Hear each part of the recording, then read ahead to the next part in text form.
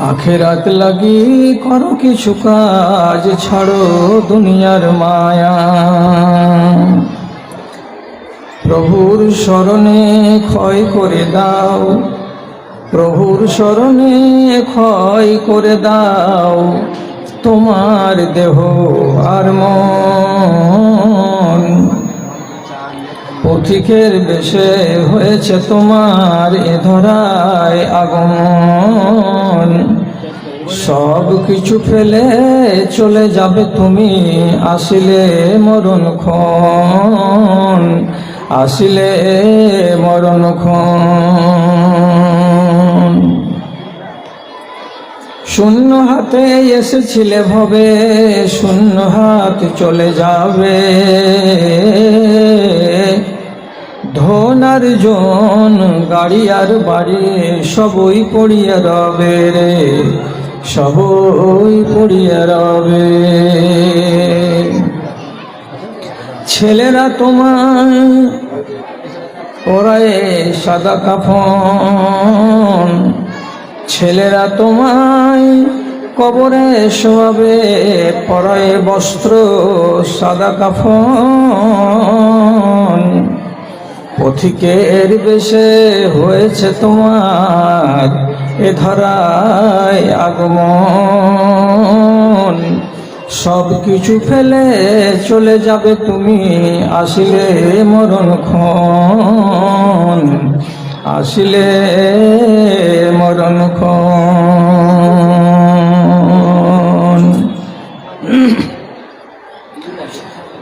মাননীয় সভাপতি সাহেব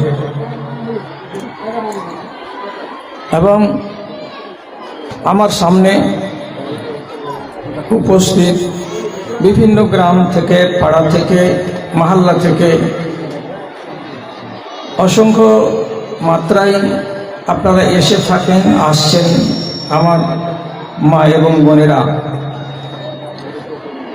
আল্লাহর হাজার শুকরিয়া আমি আদায় করছি।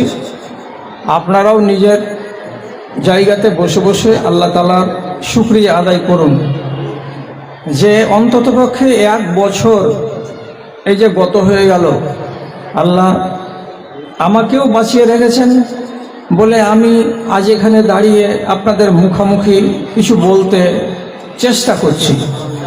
ঠিক সেই রকম আল্লাহ তাআলা আপনাদেরকেও বাঁচিয়ে রেখেছেন, কবরে যাননি, যে এই ময়দানে এসেছেন, এসে কিছু শুনবেন, শুনে নিজেকে সমৃদ্ধ করবেন, সে সুযোগ আল্লাহ তাআলা দিয়েছেন আপনাকে। তাহলে আমি যেমন বলবো বলে দাঁড়িয়েছি তার জন্য আল্লাহর শুকরিয়া, আপনি এসেছেন শুনবেন বলে এবং সেগুলোকে মানবেন বলে, তা আপনি করুন আল্লাহর শুকরিয়া। আমরা উভয় দল আল্লাহ তাআলাকে রাজি করার উদ্দেশ্যে নিজের জায়গায় একটু আস্তে করে ঠোঁটটাকে নাড়িয়ে শুকরগুজারি করুন, মুহাব্বতের সাথে একবার বলুন আলহামদুলিল্লাহ। তারপরে তার আখেরি রসুল রহমাতুল আলামিন, বিপ্লবী জননেতা জনাবে মুহাম্মদুর রাসূলুল্লাহ সাল্লাল্লাহু আলাইহি ওয়াসাল্লামের উপর শত সহস্র দরুদ ও সালাম বর্ষিত হোক। আল্লাহুম্মা সাল্লি আলাইহি, আল্লাহুম্মা বারিক আলাইহি। আমার মা বোনেরা, আমি আপনাদের সাথে বেয়াদবি করব না, ঠিক তেমনি আপনারাও আমার সাথে বেয়াদবি করবেন না। তার মানে হলো এই, যাদের ছোট বাচ্চা আছে আপনারা নিজেদের বাচ্চাগুলোকে একটু সামলে রাখুন, ওরা যেন এদিক ওদিক দৌড়াদৌড়ি না করে। আর আপনি এসেছেন এইখানে, সারা বছরে একদিন সুযোগ পেয়েছেন, তো যদি আজকে সময়টাকে কাজে না লাগান তাহলে এখানে আসা আপনার বেকার। সেই জন্য বলছি, আপোষের ভেতরে কথা বলা বন্ধ এবং বাচ্চাগুলোকে সামলে রাখবেন। আর চুপচাপ যারা যারা আসছেন ফাঁকা জায়গা দেখে বসে যাবেন। আমি আমার বয়ান আরম্ভ করছি, আল্লাহ তাআলা আমাকে যেন ঠিক করে আপনাদের সামনে আমার তার কথাগুলোকে পেশ করার ক্ষমতা দান করেন। মা বোনেরা, খেয়াল করুন আমার দিকে, খেয়াল করুন আমার দিকে। গত বছর আমি জালসা করার পর 17 থেকে 18 জন মায়ের ফোন পেয়েছিলাম, ফোন এই ভাদু এলাকার। কিছু কথা আমার তাদের বুঝতে অসুবিধা হয়েছিল বলে জানতে চেয়েছিলেন। আমি পরে কথা বলেছি এবং তাদেরকে আমি সাধুবাদ জানিয়েছি এই বলে যে অন্তত তুমি এক আমার ইসলামী বোন, কথাগুলো শুনেছিলে, সবটি বুঝেছো, এই কথাটা বুঝতে পারোনি বলে আজকে ফোন করে আমার কাছে জেনে নিলে। আজকে আপনাদের ভেতর থেকেও আমি এমন মানুষ জানতে চাই, দেখতে চাই যে যারা কথাগুলোকে শুনছেন, কথাগুলোকে বুঝার চেষ্টা করছেন, হয়তো বা এক একটা কথা আপনার ছাড়া পড়ে গেছে, তো সেটা পরের সুযোগে জানবার চেষ্টা করবেন। আমি আলোচনার আরম্ভে বলি, কথার প্রতি একটু সুবিচার করবেন। আল্লাহ রাব্বুল আলামিন আমাদেরকে কোরআন মাজিদের ভেতরে নানান রকমের আদেশ এবং নানান রকমের নিষেধ দিয়েছেন। ঠিক সেই রকমই আমাদের নবী জনাবে মুহাম্মদুর রাসূলুল্লাহ সাল্লাল্লাহু আলাইহি ওয়াসাল্লাম তিনি নিজের পবিত্র জবানে আমাদেরকে কিছু আদেশ দিয়েছেন এবং কিছু নিষেধ দিয়েছেন। সেই আদেশকে যদি মানি আর নিষেধকে যদি না মানি তাহলে আমি পাকা মুমিন নই। যদি আপনি নিষেধগুলোকে মানেন আর আদেশকে না মানেন তাহলে আপনি পাকা মুসলমান বা পাকা মুমিন নারী নন। কি করতে হয়? আমাকে আল্লাহর আদেশও মানতে হবে এবং আল্লাহর নিষেধও মানতে হবে। যদি আদেশ মানি নিষেধ না মানি তাহলে আমি আসামি। যদি নিষেধগুলোকে মানি আর আদেশকে না মানি তাহলে আমি আসামি। আর আসামি হলে আমার রেহাই নেই, আমাকে জাহান্নামে যেতেই হবে। আপনাদেরকে বুঝাবার জন্য ছোট করে বলছি, আদেশ কাকে বলে? আদেশের মানে করো আর নিষেধের মানে ছাড়ো, এই তো বুঝার কথা। আদেশ হিসাবে যদি আপনাকে বুঝাই তো আঙুলে গুনে দেখেন তো, মাথাটাকে একটু তেজ করে বুঝেন তো। আমি আদেশ বলছি নামাজ পড়ো, রোজা রাখো, হজ করো, হালাল রুজি খাও, সত্য কথা বলো, পর্দার সাথে থাকো। আমি কি বললাম? এগুলো সব আদেশ বললাম। কেউ একটা লোক যদি, একটা নারী যদি একটা আদেশকে না মানে তাহলে সে মুমিন মুমিনা নয়, সে আসামি। আসামি হতে গেলে তাকে জাহান্নামে যেতেই হবে। পৃথিবীর কোনো শক্তি তাকে আটকাতে পারবে না, যাবেই জাহান্নামে। নিষেধ একটাকে যদি কেউ না মানে তাহলে জিন্দগি কয়লা হয়ে যাবে কিয়ামতের দিন, একটা নিষেধকে না মানার কারণে। কাকে বলে নিষেধ? মাথাটাকে একটু আমার দিকে দেন, কথাকে শুনতে চেষ্টা করেন। নিষেধ বলছি আমি, চুরি করিও না, ব্যভিচারী করিও না, রাহাজানি করিও না, পরনিন্দা করিও না, যাকে গীবত বলা হয়, শিরিক করিও না, জাদু করিও না, নেশা খেয়েও না, বেপর্দা হইও না, মা বাবাকে কটু কথা বলবেন না। আমি বললাম উদাহরণ বুঝবার জন্য, এটি না, একে ছাড়তে হবে। যদি একটা কোনো মুসলমান নর এবং নারী ছাড়াগুলোকে না ছাড়ে সে আসামি হবে। আর আসামি হতে গেলে তাকে আল্লাহর জাহান্নামে যেতেই হবে, কেউ আটকাতে পারবে না তাকে। এখন আপনাকে আমি যদি বলি তো বলবে যে তুমি আমাদের দেশের মুলবি বলে জোর করে বলছো, চেপে চেপে বলছো। আমি চেপে বলি না, আমি যেটা আদেশ বললাম তার মিসাল দিচ্ছি, আপনাকে উদাহরণ দিচ্ছি। এ মজলিসে যতজন নারী আছো, কোনো একটা নারী, তোমার আলমারি ভর্তি কাপড় আছে, তোমার সারাটা বাড়িতে টাইলস আছে, তোমাকে আল্লাহ তাআলা ধন সম্পদ, জমি জিরাত, গাড়ি বাড়ি, আয়েশ আরাম সব দিয়েছে, সব কিছু আছে তোমার কাছে। তোমার কাছে নমাজ নাই। কাগজ আনো, লিখে দিচ্ছি তোমার নাম দিয়ে, তুমি জাহান্নামী, তুমি শয়তান। একগুলো বেটা ছেলের শয়তান, একগুলো মেয়ে ছেলের শয়তান। যে নামাজ পড়ে না সে নারী হলো শয়তান, একদম জিন্দা রূপ একটা, এটা জীবন্ত শয়তান। আসল শয়তানকে চোখে দেখতে পাই না, কিন্তু যে শয়তানকে চোখে দেখছি এটা মানুষের মধ্যেকার শয়তান। আপনি রাগ করে বলবেন, আমাকে কেন শয়তান বানালেন? শয়তান কেন বানালাম? দিনে আর রাতে আপনাকে কম করে হলে 30 রাকাত নামাজ পড়তে হয়। আমার মায়েরা, আমার বোনেরা, আঙুলে হিসেব করুন।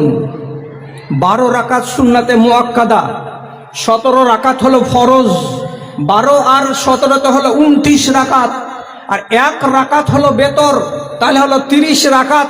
30 রাকাত নামাজ পড়তে গেলে সাজদা কয়টা হয়? 60টা সাজদা হয়। আপনি যদি এই সাজদা কয়টি না দেন, তাহলে আপনি আসামি হবেন, শয়তান হবেন। কেন বললাম? এই জন্য বললাম, ইবলিস শয়তান একটা সাজদা অস্বীকার করেছিল। কয়টা? একটা। সেও আদমকে বলা হয়েছিল সম্মানের সাজদা করতে, একটা সাজদাকে অস্বীকার করলো ইবলিস শয়তান। শয়তান হয়ে গেল, কপালে জুতা পড়ে গেল, লাঞ্ছিত হয়ে গেল। কিয়ামত পর্যন্ত সে লাঞ্ছিত। সারা দুনিয়ার নর আর নারী ওর কপালে জুতা মারে। কি করে জুতা মারে? কোরআন পড়তে গেলেই আউযু বিল্লাহি মিনাশ শাইতানির রাজিম। এর মানে কি? এর মানে শয়তানের কপালে আগে জুতা, তারপরে তখন বিসমিল্লাহ দিয়ে কোরআন মাজিদ শুরু। তাহলে কিয়ামত পর্যন্ত কপালে জুতা পড়ছে। একটা সাজদাকে অস্বীকার করার কারণে তার কপালে নরক লিখে দেওয়া হয়েছে। যদি একটা সাজদাকে হজম করার কারণে সে জাহান্নামী হয় আর তার পরিচয় হয় শয়তান, তাহলে আমার মায়েরা আর আমার বোনেরা এরা যদি 60খানা সাজদাকে অস্বীকার করে দেয়, তাহলে আপনি বলুন, এটাকে জিন্দা শয়তান বলাটা কি আমার ভুল হয়েছে? ভুল হয়নি। আপনি নিজেকে হুঁশিয়ার করুন। আজকে আপনাকে আদেশের ওয়াজ কম শোনাবো, আজকে আপনাকে নিষেধের ওয়াজ বেশি শোনাবো। কেন? রোগ যেটা দুনিয়াতে দেখা গেছে তা আপনাদের ভেতরে বেশি। আপনাদের ভেতরে বেশি বলে আপনাদেরকে আমি নিষেধ সম্পর্কে বেশি কথা বলছি। শুধু নিষেধ, এটা মানা, এটা করবে না, এটা ধরবে না, এটা ছেড়ে দিতে হবে, এই বলে শুধু নিষেধ নিষেধ নিষেধ। কতটি নিষেধ আছে আপনাকে আজ যতক্ষণ পারছি আমি শুধু নিষেধ শোনাচ্ছি। 1 নম্বর, বিসমিল্লাহির রহমানির রহিম। 1 নম্বর,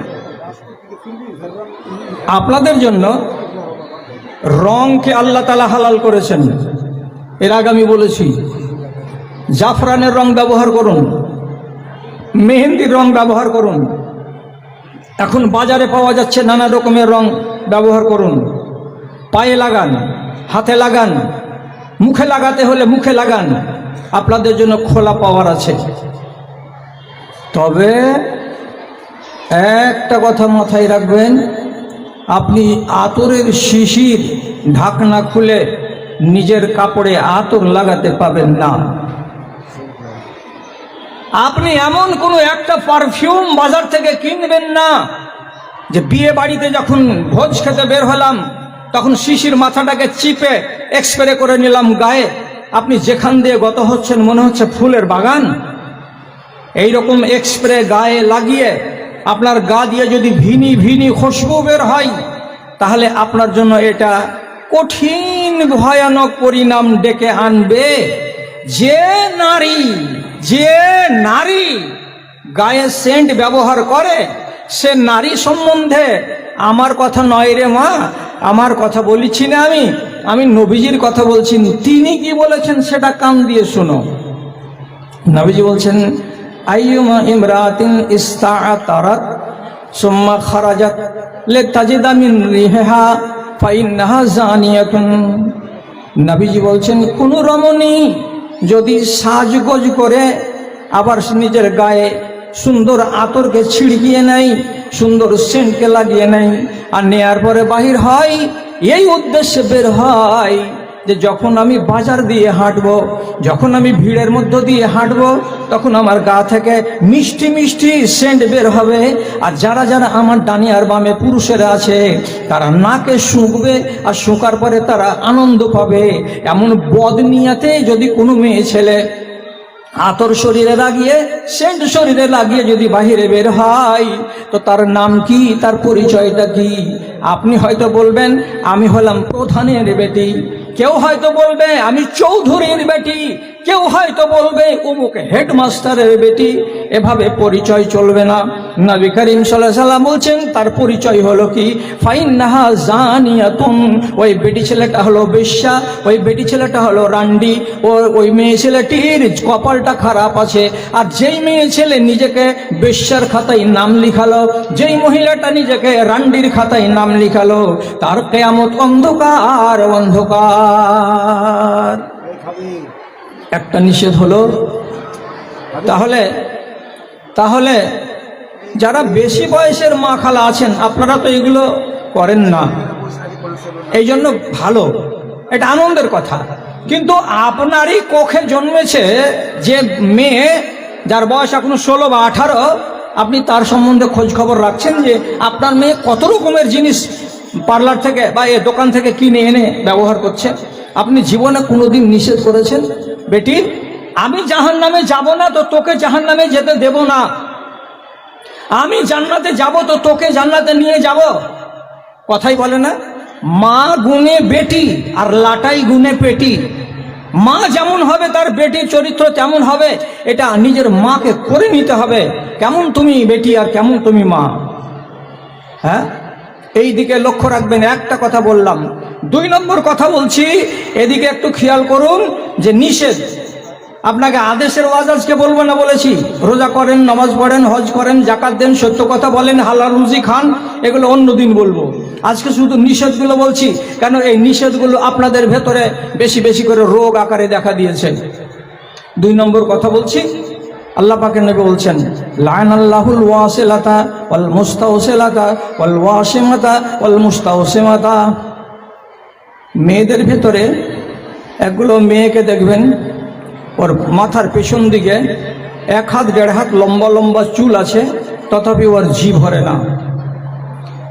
নিজের আসল চুল তার পিঠের নিচু বরাবর আছে, তথাপি এতে তার মন ভরে না। তখন কি করে?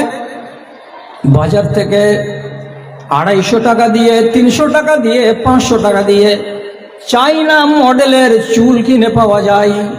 সেই চাইনা মডেলের চুল নিয়ে এসে নিজের চুলের সঙ্গে তাকে যুক্ত করে বেনি বানাই। বেনিটা তখন কত বড় হয়? বেনিটা তার নিতম্বের নিচু পর্যন্ত ঝুলে যায়, বড্ড লম্বা চওড়া হয়ে পিছন দিকে ঝুলে। তখন সে নিজের মনে মনে বড্ড খুশি হয়, বড্ড আনন্দ পাই, কত সুন্দর আমার চুলগুলো, আর কত দেখতে ভালো লাগে, আর কত লম্বা লম্বা চুল আমার। এই লম্বা চুল করে পিছন দিকে ছেড়ে দিয়ে বাইরে যখন বাজারে যাবে তো নিজের মনে মনে সে হাসি পাবে, আনন্দ পাবে বটে, কিন্তু রাসূলুল্লাহ বলছেন ওই নারীর উপরে আল্লাহর লানত, ওই নারীর উপরে আল্লাহর লানত। লানত মানে কি? যার উপরে আল্লাহর রহমত নাজিল হবে না, আল্লাহর গজব নাজিল হবে, তো গজবটারই নাম হলো লানত। যে নারী এই কাজটা করবে সেই নারী হচ্ছে লানতি, ওর উপরে আল্লাহর লানত বর্ষিত হবে।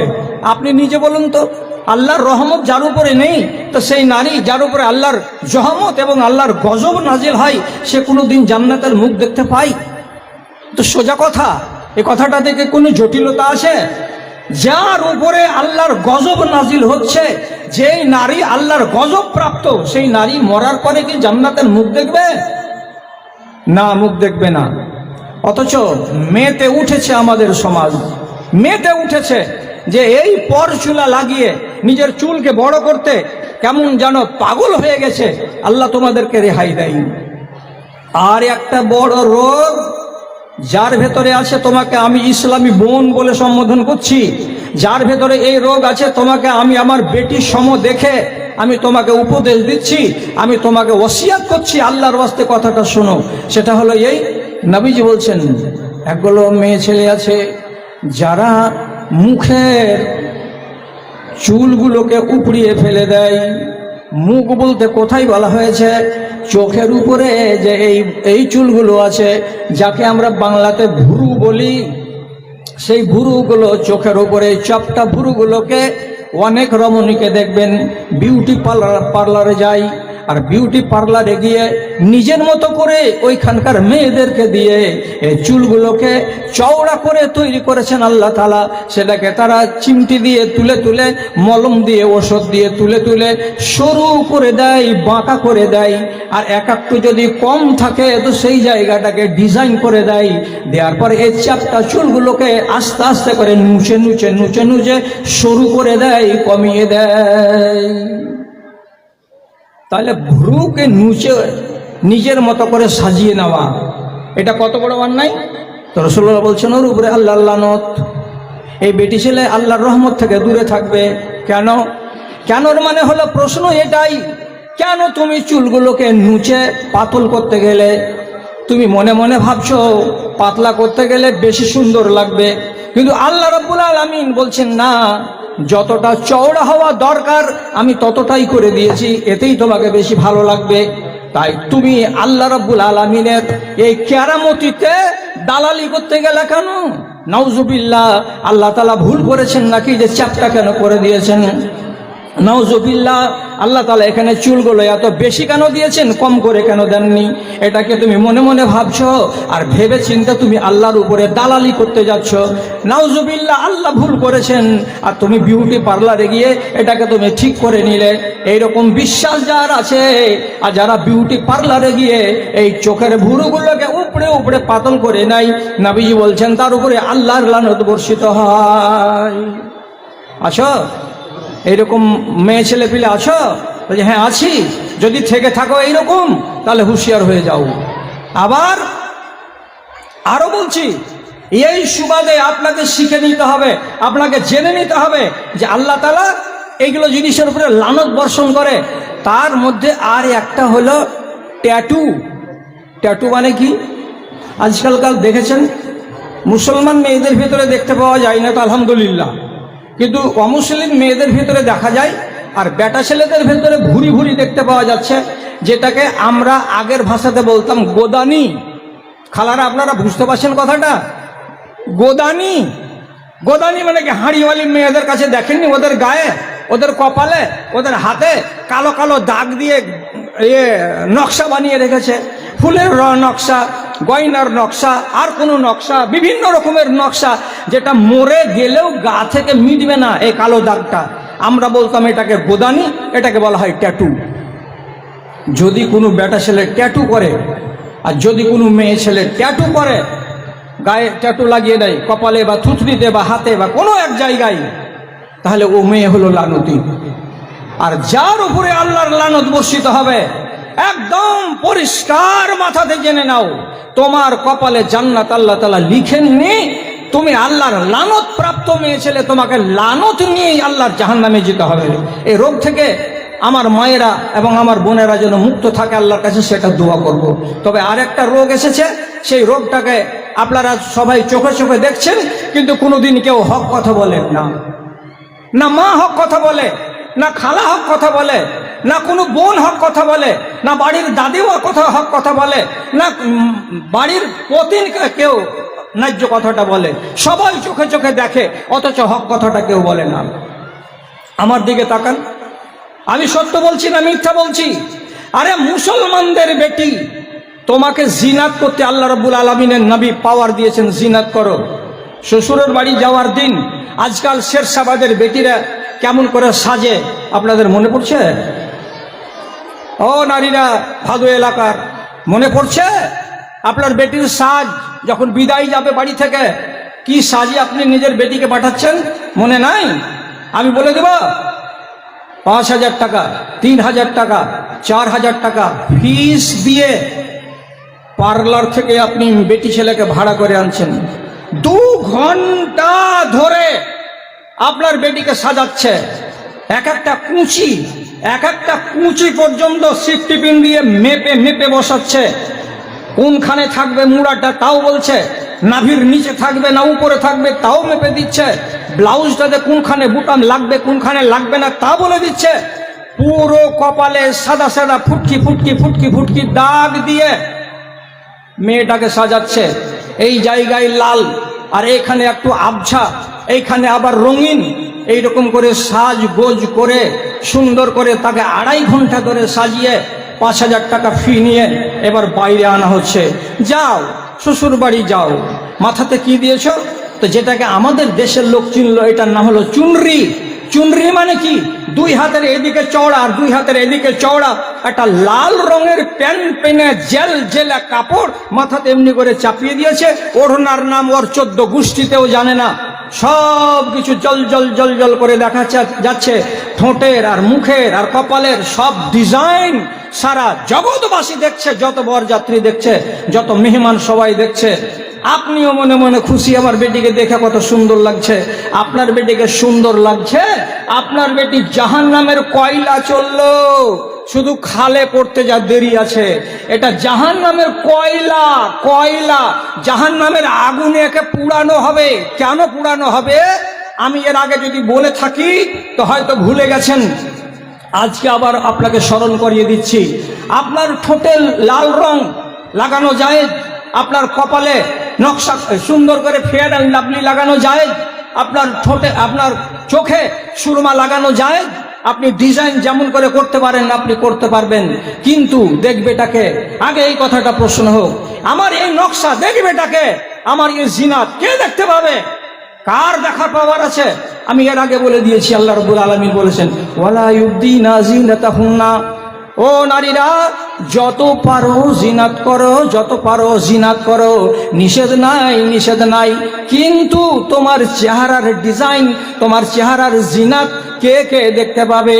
মগজে তুলে রাখো, না হলে তোমার কপাল খারাপ আছে। কে কে দেখতে পাবে? 1, তোমার স্বামী দেখতে পাবে। 2, তোমার স্বামীর বাপ দেখতে পাবে।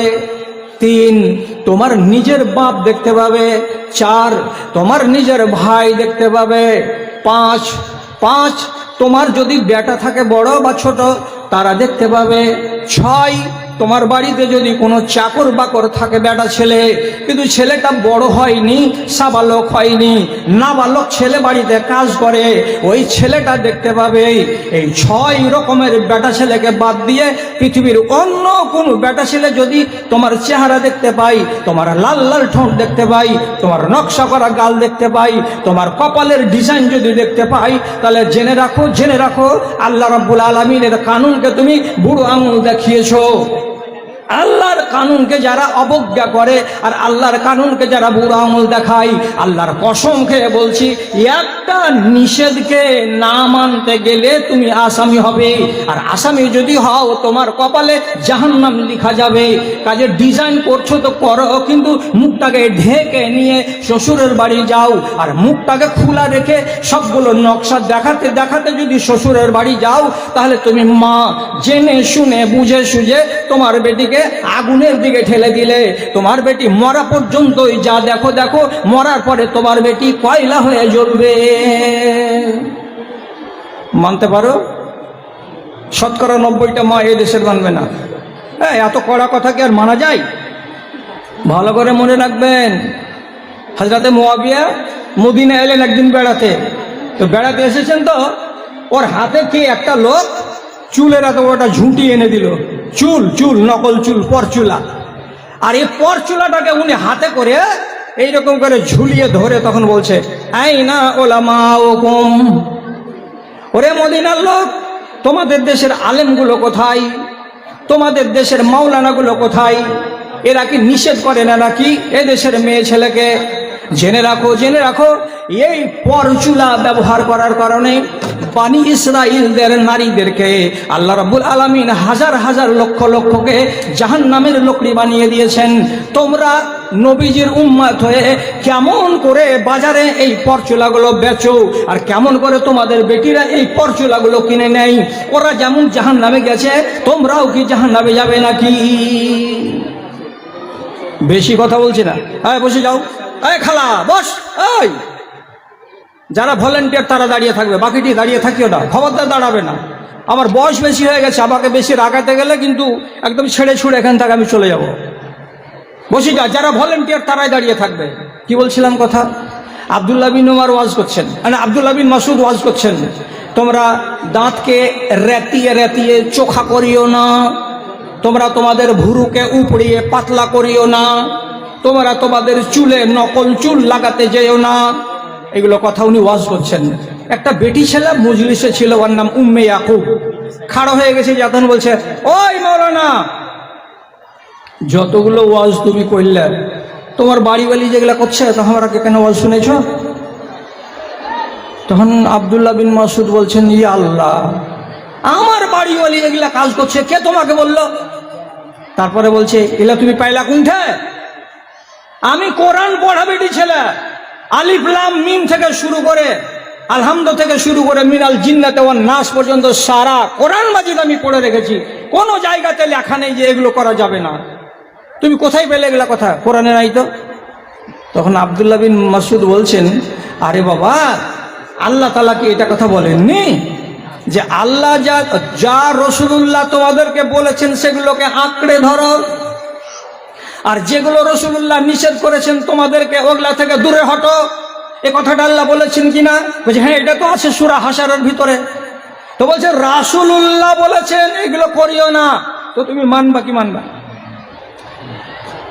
তখন বলছে মানবো, কিন্তু যেটা কথা হলো তোমার বাড়িওয়ালি কেন করে? তখন আব্দুল্লাহ বিন মাসুদ বলছেন, যদি আমার বাড়িওয়ালির ভেতরে এগুলো একটা দেখতে পাও, এখন বাড়ি যাও আমার, আর যাওয়ার পরে দেখো, আর দেখার পরে আমাকে কিছু খবর দাও যে আমার বাড়িওয়ালির এখানকার চুলগুলো কি পাতলা করা আছে, দেখো তো। আমার বাড়িওয়ালির পিছন দিকের চুল কি জোর দেওয়া আছে, দেখো তো। আমার বাড়িওয়ালি কি ট্যাটু করে রেখেছে হাতে পায়ে কোনো জায়গায়, দেখো তো। আমার বাড়িওয়ালি কি র‍্যাপ দিয়ে ঘুষে ঘুষে তার দাঁতগুলোকে চোখা চোখা করে রেখেছে, দেখো তো। ও বাড়ি গেল, মেয়ে ছেলের ব্যাপার তো, বাড়ি গেল। আর বাড়ি যাওয়ার পরে আব্দুল্লাহ বিন মাসুদের স্ত্রীর দিকে দেখে তারপরে আবার ঘুরে এসে বলছে, মা ওয়াজাদনা ফিহা শাইআন। তোমার বাড়িওয়ালির ভিতরে এগুলো রোগ দেখতে পাওয়া গেল না, দেখতে পেলাম না এগুলো রোগ। তখন আব্দুল্লাহ বিন মাসুদ কি বলছেন, লাউ ওয়াজাদতা তিহে, যদি তুমি এই রোগগুলো আমার স্ত্রীর ভেতরে একটা পেতে, আমার স্ত্রীর ভেতরে এই রোগগুলো যদি একটা থাকে, মা জামাতুহা, আমি জীবনে আমার বাড়িওয়ালির চকিতে ঘুমাতে যাব না। আমি নিজের চকিতে আমার বাড়িওয়ালিকে ঘুমাতেও দেব না। ওকে বলবো তুই আমার কাছ থেকে দূরে থাক, আর আমি নিজেকে বলবো আব্দুল্লাহ বিন মাসুদ ওই রকম বেটি ছেলের কাছে রাতের বেলায় ঘুমাতে যেও না। কেন? এই বেটি ছেলেটা দিনদার নয়, আল্লাহর নবীর আদেশকে মানে না। এমন আমি সিদ্ধান্ত নিয়ে নিতাম, কিন্তু আল্লাহর কসম আমার বিবি এইগুলো একটাও করে না। হলো, তাহলে এগুলো থেকে আপনি সাবধানে থাকবেন। হয়ে গেল এইটি আলোচনা। এবার আপনাকে 4 নম্বর আলোচনার কথা বলছি, ভালো করে শুনেন। যাদের বয়স হয়ে গেছে তাদের কাজ দেবে, আর যাদের এখনো বিয়ে শাদী হয়নি তাদের বেশি করে কাজ দেবে। যাদের বিয়ে হয়নি তারা বেশি করে কান খুলে কথাটাকে শোনো। আর একদিন তোমাকে এইগুলো কথা বলার জন্য হয়তো লোক কাছের ভিতরে পাওয়া যাবে না বা কেউ বলবে না। আমি বলে দিচ্ছি, বিয়ে যেদিন হবে আলহামদুলিল্লাহ দোয়া দুরুদ বাপ মার নিয়ে এখান থেকে বিদায় হও, শ্বশুরের বাড়ি যাও। শ্বশুরের বাড়ি গেলে তুমি তোমার স্বামীর ঘর সাজাবে, সংসার সাজাবে। স্বামীর ঘরে গেলে সে অচেনা অজানা, তুমি তার কাছে অচেনা অজানা, দুটো মন অচেনা অজানা। কথা বলতে বলতে আস্তে আস্তে দুজন এক অপরের প্রতি আকৃষ্ট হবে, একজন আরেকজনকে ভালোবাসতে শিখবে, একজনের আরেকজনের প্রতি তার মহাব্বত হবে, মায়া মমতা বসে যাবে। এবার মায়া মমতা হলো, ঠিক আছে, এটাতে আপনি লজ্জা করিয়েন না, আমি লজ্জা করছি না। কেন? বিষয়টা হলো দিনের বিষয়। কি লজ্জার কথা বলবো? যে কোনো পৃথিবীর নর এবং নারী, স্বামী এবং স্ত্রী, তারা মধুর মিলনে লিপ্ত হয় এবং তারা শারীরিক সম্পর্ক কায়েম করে, আর রাতের বেলায় তারা গল্প করে। তো কত দুনিয়াতে কত রসের কথা, কত সুখের কথা, মা বাপের কথা, বাড়ির কথা, বন্ধু বান্ধবের কথা, কলেজের কথা, জি ভরে প্রাণ ভরে স্ত্রী বলে স্বামী শুনে, স্বামী বলে স্ত্রী শুনে, রাতটা কেটে যায়। এবার কথা হলো, বিয়ে হয়ে যাওয়ার পর 2-3 দিন স্বামীর বাড়িতে, শ্বশুরের বাড়িতে থেকে এবার নিজের বাপের বাড়ি ফিরে এলো। ফিরে এসে স্কুলে পড়া মেয়ে আবার চলে গেল ব্যাগ পিঠে করে আদর্শ হাই মাদ্রাসা। আদর্শ হাই মাদ্রাসাতে টিফিনের টাইমে ওই মহিলাকে ধরে তার 3-4টা ক্লাসমেট দ্বিতলে নিয়ে গিয়ে বলছে, রোজি তোর বিয়ে হয়ে গেছে? যে হ্যাঁ আরো বিয়ে হয়ে গেছে আমার। এবার গল্প শুরু হলো, কেমন তোমার স্বামীটা কেমন, এক তোমার স্বামী তোমাকে ভালোবাসে কেমন, দুই তুমি যখন প্রথমে তোমার স্বামীর ঘরে গেলে তখন কি বলে গেলে, তোমার স্বামী যখন তোমার সাথে দেখা হলো প্রথমে তোমাকে কি বলল, তারপরে কি বলল, তারপরে কি হলো, তারপরে কি হলো। আর এই বোকা বেটি ছেলে একটা একটা একটা একটা করে সারা রাত যত কথা হলো, সারা রাত যত ঘটনা ঘটলো, সব কিছু তন্ন তন্ন তন্ন করে তার বান্ধবীদের সঙ্গে ব্যক্ত করে দিল। ঠিক এইরকমই পুরুষ ছেলেটা, বেটা ছেলেটা বিয়ে করার পর বন্ধুদের সঙ্গে যখন দেখা হলো, চায়ের দোকানে বসে বসে রাতের বেলায় নিজের বিবির সঙ্গে কি করেছে আচরণ, কি করেছে ব্যবহার, কেমন গল্প করেছে, কেমন তার বিবি, কেমন তার রং, কেমন তার সাথে মিলিত হতে গেলে আনন্দ পেল, এ সমস্ত ভিতরের কথাগুলোকে ওই গাধা করলো কি দোকানে সবার সামনে ব্যক্ত করে দিতে লাগলো। নারী ব্যক্ত করছে ওর বান্ধবীদের সামনে, আর ছেলেটা এইগুলো কথা ব্যক্ত করছে তার নিজের বন্ধুদের সামনে। এটা তো ছিল আমানত, এটা হলো আমানত।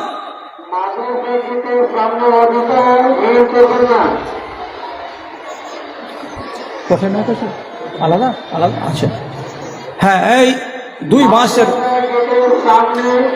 দুই শোনেন, এই মা খালাগুলো যারা দেখতে পাচ্ছেন যে রাস্তা করা আছে, রাস্তা দিয়ে এদিকে জায়গা ফাঁকা আছে, চলে আসেন সামনে। কেউ দাঁড়িয়ে থাকিয়েন না, কোনো জায়গাতেই দাঁড়াবেন না, এত জায়গা এদিকে ডানে আর বামে। কি করছেন আপনারা? আরে ওদিকে করছেন নাকি? এখানে ভিড় লাগিয়ে কেন? দেখতে পাচ্ছেন এদিকে কত পোয়াল বিছানো জায়গা আছে, সরাসরি চলে আসেন। এইদিকে সামনে এতগুলো জায়গা রাখা আছে, অযথা ভিড় করছেন কেন? রাস্তাতে ভিড় করবেন না, একদম হাঁটতে হাঁটতে হন হন হন করে চলে আসেন এই বারান্দার কিনারা কিনারা সামনের দিকে, আর এইদিকে চলে আসেন এই আমার ডান দিকে। অযথা ভিড় করবেন না, অযথা ভিড় করবেন না। অনেক মা খালার এখন আসতে বাকি আছে, আপনারা ওই পিছনের দিকগুলোকে ব্লক করিয়েন না আল্লাহর ওয়াস্তে, একটু এগিয়ে চলে আসেন, সামনে জায়গাগুলো ফাঁকাকে পূরণ করেন। হ্যাঁ, তো এইভাবে একটা মেয়ে ছেলে যদি তার স্বামীর আমানতকে গ্রামবাসীর সামনে বিলীন করে দেয়, আর এইভাবে যদি কোনো একটা বেটা ছেলে তার নিজের স্ত্রীর আমানতকে সে তার বন্ধু বান্ধবদের সামনে বিলীন করে দেয়, তাহলে এই মেয়েটা আর এই ছেলেটা এই কাজটা ঠিক করলো না বেঠিক করলো, এটা তো আমাদেরকে জানতে হবে। রাসূলুল্লাহ বলছেন, ইন্না শাররান নাসে ইয়াউমাল কিয়ামাতে মানজিলাতান, কিয়ামতের দিন আল্লাহ রাব্বুল আলামিন নাই বলছেন হাসরের ময়দানে সব থেকে জঘন্যতম জায়গাতে দাঁড়িয়ে থাকবে কে? একটা নারী, আর একটা নর। মানুষের ভিড় থেকে আল্লাহ তাআলা তাকে নির্জনে খাড়ো করে রাখবেন, দূরে খাড়ো করে রাখবেন, কিনারায় খাড়ো করে রাখবেন। রব্বুল আলামিন তাদের দিকে চোখ তুলে তাকাতে চাইবেন না। রব্বুল আলামিন ওই নরের দিকে এবং এই নারীর দিকে রহমতের দৃষ্টি দিয়ে তাকাবেন না। তাই নবীজি বলছেন শাররান নাসে মানজিলাতান ইয়াউমাল কিয়ামাতে, কিয়ামতের দিন সবচাইতে কঠিন অবস্থা হবে কার? এই দুই নর এবং নারীর, যারা কি করেছে লাহু ইমরাতুন ইউফজি ইলাইহা ওয়া তুফজি ইলাইহি সুম্মা ইয়াকশিফু সিররা সাহিবহুমা আলাল আখারে। এই নর এবং নারী তারা কি করেছিল? রাতের বেলায় বাসর ঘরের যেগুলো গোপন কাজ, গোপন কথা দুজনই নিজের বন্ধু বান্ধবের সামনে ব্যক্ত করে দিয়েছিল, মানে আমানতের খিয়ানত করেছিল। এমন যদি কেউ আমানতের খিয়ানত করে থাকে, কিয়ামতের দিন সবচাইতে বদতরিন, সবচাইতে জঘন্য, সবচাইতে ঘৃণিত মানুষ হিসাবে, সবচাইতে ঘৃণিত নারী হিসাবে হাসরের ময়দানে এক প্রান্তে খাড়া হয়ে থাকবে। চাও তুমি চাও যে হাসরের ময়দানে আমি আমার ডানে আর বামে, আগে আর পিছে আলেম ওলামা নামাজি পরেজগার দিনদার লোকেরা থাকবে, আমিও তার পাশে দাঁড়িয়ে থাকবো? এটা তুমি চাও? যদি বলো না এটা আমি চাই না, তাহলে তোমাকে দাঁড়াতে হবে কোথায়? সেই এক প্রান্তে গিয়ে একেবারে জঙ্গলে নির্জন জায়গাতে যখন একটা স্থান দেওয়া হবে, দাঁড়িয়ে থাক এখানে, মুখ পোড়া আর মুখ পুড়ি, কেন যে তোরা দুর্ব্যবহার করেছিলি আল্লাহর দুনিয়াতে। এই রোগ আমাদের সমাজে আছে। আর এইগুলো রোগ ব্যক্ত করতে গেলে কত যে ক্ষতি আছে সে কথাটা না ছেলেটাই জানছে আর না মেয়েটাই জানছে। আল্লাহরে সাবধান করছি, তার জন্য তোমাদেরকে এতগুলো কথা গোড়াতেই বলেছি, শুধু নিষেধ তোমাদেরকে শোনাবো, আজকে তোমাদেরকে আদেশ শোনাতে যাব না। তারপর বলছি আর একটা কথা, মা খালারা তোমরা তো রোজা খুব করো, তাই না? নফল রোজা মায়েরা যত করে ভাইয়েরা অতটা করে না। মেয়ে ছেলেগুলো যত রোজা করে তার সমান রোজা ছেলেরা করে না। কত রকমের রোজা তোমরা করো? এক, নফল রোজার কথা বলছি। সওয়ালের কয়টা রোজা? 6টা হয়ে গেল। তারপরে এদিকে রোজা আছে আরাফার রোজা একটা। তারপরে আর একটা কি আছে? আশুরার রোজা। কয়টা? তো 2টা। প্রত্যেক সোমবারে আর বৃহস্পতিবারে, প্রত্যেক সোমবারে আর বৃহস্পতিবারে 2টা করে রোজা রাখা, এটাও নিয়ম আছে। আর একটা রোজা আছে, কি রোজা? প্রত্যেক মাসের 13, 14, 15, 13, 14, 15 এই 3 দিনে রোজা রাখা, এটাকে বলা হয় আইয়ামে বীজ। তো কত মা, কত খালা, কত দাদি, কত নানি দুনিয়াতে তোমরা আছো যারা নফল রোজা বেশি বেশি বেশি বেশি করে পালন করো। খুব ভালো কথা এটা, কিন্তু একটা বারণ করছি। বারণটা কি? বারণটা কি? যদি রমজান মাসের রোজা তোমার শারীরিক কারণে ছাড়া পড়ে যায়, তুমি সেই সময়ে 4 দিন কিংবা 5 দিন কিংবা 6 দিন ঋতুর অবস্থায় ছিলে, যদি ঋতুর অবস্থায় থাকো তো রমজানের রোজা তোমার 5টা কাজা হয়ে গেছে। অন্য যেদিন তুমি সুযোগ পাবে সেদিন তুমি ওই রোজাগুলোকে কাজা করে নিবে, ঠিক আছে। কিন্তু মায়েরা ভালো করে মাথায় রাখো, যেগুলো নফল রোজা, আশুরার রোজা হোক তাও, আরাফার রোজা হোক তাও, আর সওয়ালের রোজা হোক তাও, এবং 13, 14, 15 এই 3 দিন রোজা হোক তাও, আর সোমবার আর বৃহস্পতিবারের রোজা হোক তাও, যেমনই নফল রোজা হবে, যেমনই নফল রোজা হবে। নফল রোজা করতে গেলে আগে তোমার স্বামীকে বলতে হবে, দুলালির বাপ আমি আগামী কালকে রোজায় থাকবো কি থাকবো না আমাকে তুমি জানাও। যদি স্বামী বলে যে ঠিক আছে তুই নফল রোজা করবি আগামীকাল, তো থাক, রোজা কর, তাহলে রোজা করো। আর স্বামী যদি বিদেশি হয়, গুজরাটে কাজ করে, বোম্বাইয়ে কাজ করে, 6 মাস পরে বাড়ি এসেছে, আর তুমি বিদেশি স্বামীকে বাড়িতে রেখে রাতের বেলায় সাহারির খানা খেয়েছো, দিনের বেলায় তুমি রোজার হালাতে আছো, আল্লাহর কসম খেয়ে বলছি দিদি রে, স্বামী বাড়িতে থাকা অবস্থায় বিদেশি স্বামী যদি বাড়িতে আসে, তাকে না বলে তোমার রোজা রাখা চলবে না, রোজা রাখা চলবে না, রোজা রাখা চলবে না। তুমি বলবে নেকির কাজ করবো, তোমার মতটাকে কহবো কেনা জিবুলি সাহেব? তো তোমার কাজা রোজা যদি হয় রমজানের, বলতে হবে না, বলিও না তুমি ওকে, না বলে তুমি কাজাটাকে পূরণ করে নাও। কিন্তু যদি নফল রোজা হয়, তো নফল রোজা স্বামীর অনুমতি ছাড়া কোনো রমণী রাখতে পাবে না, পাবে না, পাবে না। এটা একটা নিষেধ। কটা নিষেধ দিলাম এখন পর্যন্ত? আপনাকে 5টা নিষেধের কথা বললাম, 5খানা নিষেধ আপনি মেনে চলবেন।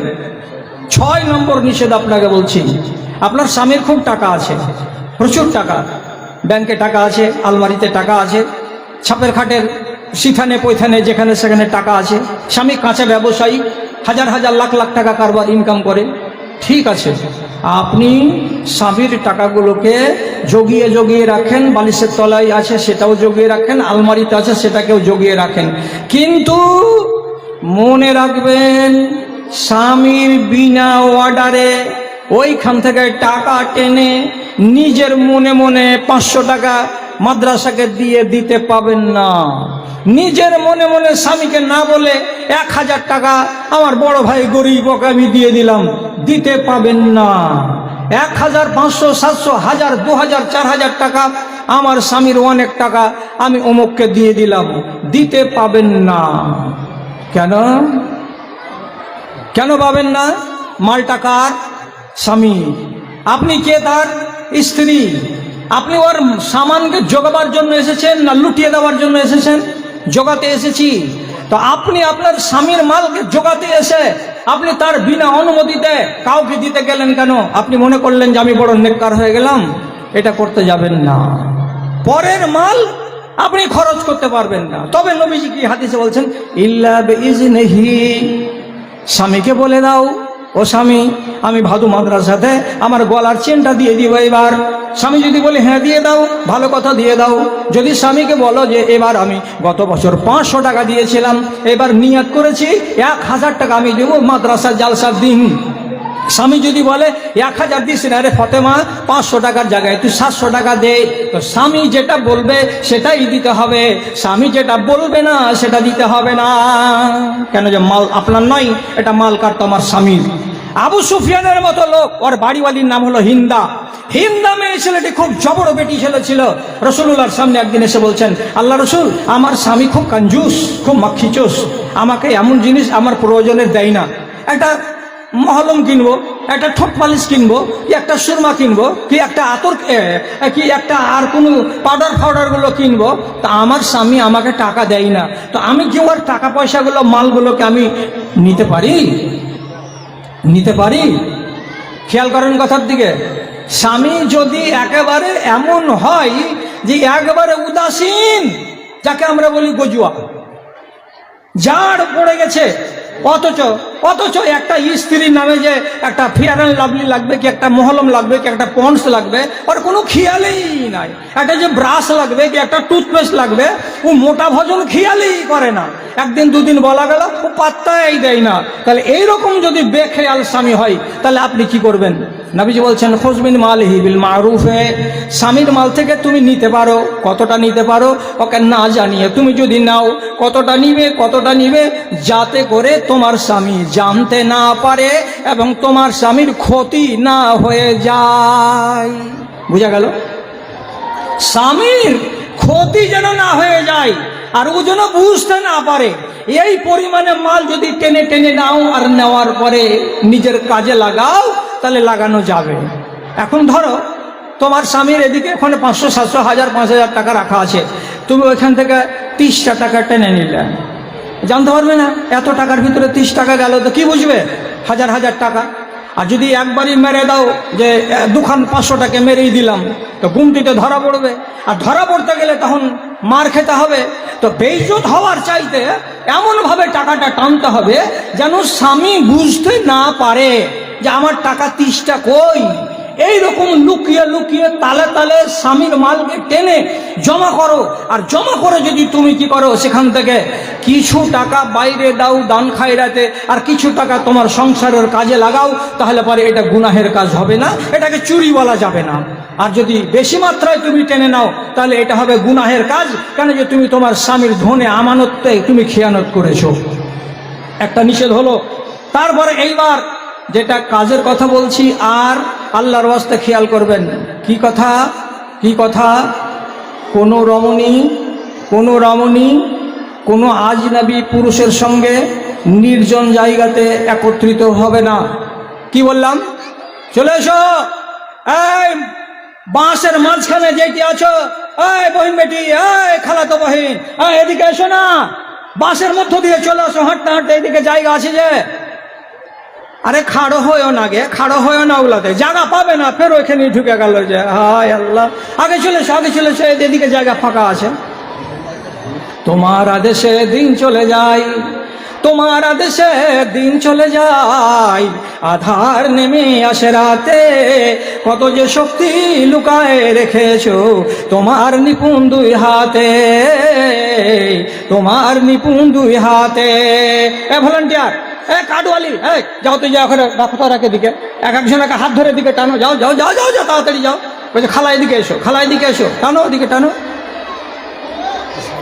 ওইখানেই খালি ভিড় লাগাচ্ছে। আল্লাহ রে, ওই বাজা এখানে যে কোন শরবত আছে, আল্লাহ কোন রসগোল্লা যে আছে, ওইখানে ভিড়। হ্যাঁ যাও যাও বহিন বেটি, এদিকে যাও, বসো ওখানে। চলে এসো, সোজা রাস্তা ধরে চলে এসে বাম দিকে, এত সুন্দর জায়গা, একদম ফার্স্ট ক্লাস জায়গা। চলে এসো, দাঁড়িয়ে থাকিও না, গেটের কাছে দাঁড়িয়ে থাকিও না, এইদিকে কত জায়গা, ওই দক্ষিণ দিকে ট্যাঙ্কির কাছে মাগলা, এদিকে এসো, আগে চলে আসো, ফাঁকা জায়গা পড়ে আছে। ওই অনেক করে হাঁটিও না, সোনার পা রূপার পা, অনেক কেন করছো, জোরে হাঁটো, এসে বসো এখানে।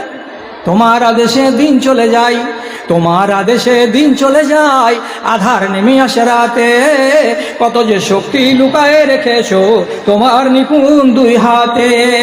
মহাবিশ্বের তুমি যে চালক, উড়ুক তোমার জয় নিশান, ওগো আল্লাহ মেহেরবান, আমি গাহি তোমার গান, তুমি আমায় রিজিক দিয়ে বাঁচাও আমার প্রাণ, গো আল্লাহ বাঁচাও আমার প্রাণ। হ্যাঁ বলছিলাম, কোন রমণী কোন রমণী নির্জনে নির্জনে কোন আলগা বেটা ছেলের সাথে বসবে না, পাশে দাঁড়াবে না, কথা বলবে না। শুনতে পেলে? কতটি মোবাইলে তোমার নাম্বার আছে? কমসে কম 20টা বেটা ছেলের।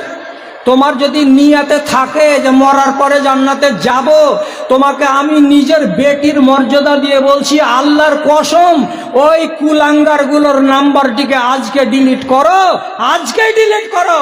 বেটা ছেলের সঙ্গে জীবনে কোনোদিন কোন রমণীর বন্ধুত্বালি হতে পারে না।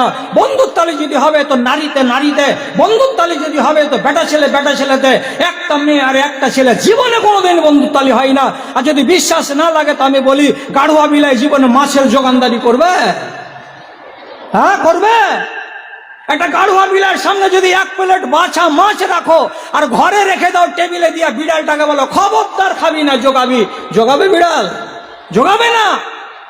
কেন বেটা ছেলের সঙ্গে তোমার সম্পর্ক হবে, কথা হবে রাতের বেলায়, দিনের বেলায়, সব সময়? যে নারী বিনা প্রয়োজনে কোন পুরুষ লোকের সঙ্গে কথা বলে, আল্লাহর কসম, ও হলো জাহান্নামী নারী, ও হলো জাহান্নামী নারী। কেন? যে সে জাহান্নামকে নিজে ডেকে নিয়ে আসছে, এই জাহান্নাম আয়, এই জাহান্নাম আয়। যদি প্রয়োজন থাকে, প্রয়োজন মানে কি? পড়ে গেল, কেউ মারা গেছে তো খবর দিব, কোথায়? তো নর্দেশে কার ফোন পেলে? তো ওখানে ইজাবুল হক বলে একটা বেটা ছেলের ফোন নম্বর পেলাম, ফোনে লাগিয়ে দাও, দেওয়ার পরে খবরটা দিয়ে দাও, আপনার বাড়ি ইজাবুল, আপনার নাম ইজাবুল, আমার অমুক মারা গেছে, খবরটা দিয়ে দিয়েন, ঘটনা শেষ। এর বেশি কথা বলা যাবে না। আর কোনো আজনাবি বেটা ছেলের সঙ্গে বসে সময় কাটানো যাবে না। মানো হে, কথাটা মানো। কত কঠিন কথা আছে হাদিসের ভেতরে। লা ইউতানা আলা রাসি আহাদিকুম মাখিতান খায়রুল লাহু আন ইয়ামুসা ইয়াদাহু ইমরাতান লাম তাহিল্লা লাহু। ও নারী, শোনো, ভালো করে শোনো, তোমার মাথায় যদি 1 ইঞ্চির একটা কাঁটাকে হাতুড় দিয়ে ঠুকে ঠুকে ভরে দেওয়া যায়, এটা তোমার জন্য ভালো। কিন্তু কোনো একটা অচেনা বেটা ছেলের গায়ে হাত লাগানো ভালো নয়। কেন নয়? কেন নয়? তোমার চাঁদিতে যদি কাঁটা মেরে দেয়, তোমার জীবন চলে যাবে। আর তোমার যদি কোনো বেটা ছেলে তোমার গায়ে হাত লাগায়, কিংবা তুমি যদি কোনো বেটা ছেলের গায়ে হাত লাগাও, তাহলে তোমার ঈমান চলে যাবে। কোনটা বড় রে মা, ভেবে দেখো তো, ঈমান চলে যাওয়াটা বড় না জীবন চলে যাওয়াটা বড়? জীবন চলে গেলেও তোমার কপাল ভালো হতে পারে, কিন্তু ঈমান চলে গেলে কপাল ভালো হবে না। এই জন্য নবীজি বলছেন, কোনো আজনবী বেটা ছেলের গায়ে হাত লাগানো, কিংবা কোনো আজনবী মেয়ে ছেলের গায়ে হাত লাগানো, তোমার মাথায় কাঁটা গেড়ে দেওয়ার চাইতে অনেক ভালো রে, অনেক ভালো রে। কে মানবে? আচ্ছা, নির্জনে বসে বসে গল্প করবে একটা অচেনা বেটা ছেলের সঙ্গে? তো তুমি জানো না যে এই দুজন আমরা আছি না, আর কেউ আছেন? রাসূলুল্লাহ হাদিসে বলছেন, ইল্লা ওয়াসালিসুহুমা শায়তানুন।